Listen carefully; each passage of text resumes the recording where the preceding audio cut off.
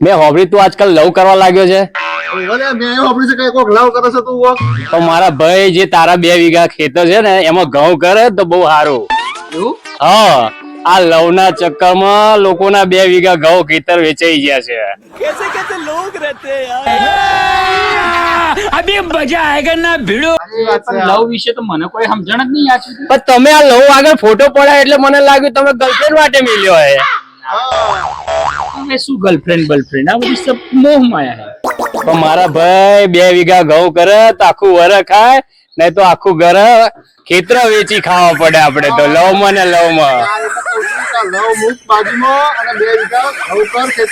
તો ચલો એડો હું ઘઉં કરવા જાઉં. ચલો ચલો હેલો. कैसे कैसे लोग रहते हैं यार यहाँ पे